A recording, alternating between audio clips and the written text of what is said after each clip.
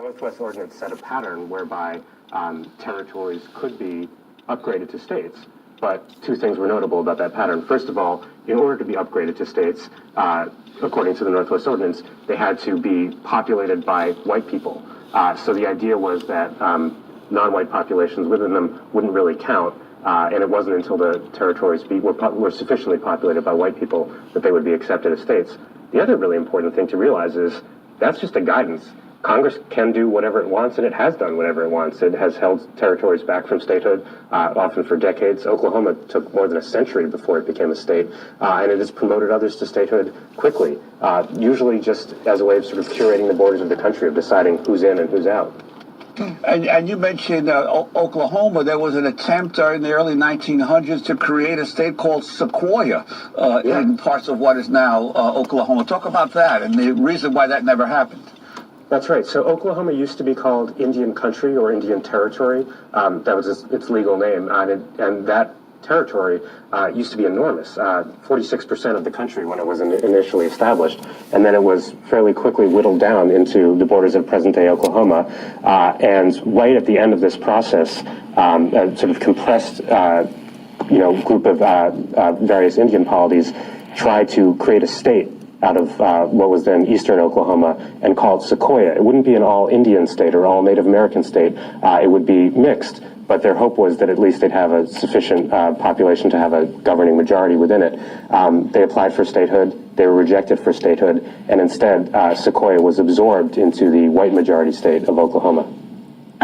Professor Immerwahr, talk about why you begin with the bombing of Pearl Harbor. And take us through what are now called, well, various things, but territories, what were called colonies, and the language changed. Let's start with Pearl Harbor. Yeah, it's such an extraordinary moment because it's one of the most familiar moments in U.S. history. And when most people of the United States think about Pearl Harbor, what they think about is Japan attacked the United States, and it attacked it by bombing Pearl Harbor, and that drew the United States into the war. And that was the only time that the United States was directly attacked in the war. But of course, what actually happened is it wasn't just Hawaii that Japan was attacking. Japan was launching an attack on the United States' Pacific territories, as well as Britain's Pacific territories and Thailand. So in a near simultaneous attack, this all happened within hours, the Japanese attacked the Philippines, Guam, Wake Island, and Hawaii.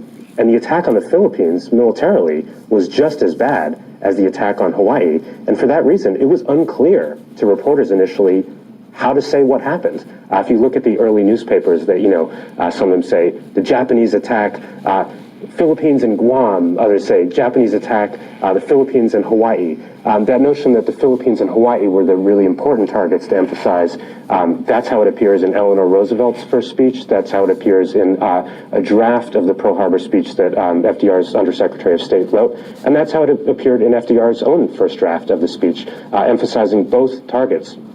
But what's amazing is that you can see FDR thinking through the implications of trying to explain to the country that the Philippines had been attacked and this was cause for the United States to go to war. And it seems to me that he's quite clearly uncomfortable with that implication, worrying whether an attack on the Philippines would really count as a cause for war in the United States. And we have a lot of opinion polls from the time which suggest that most people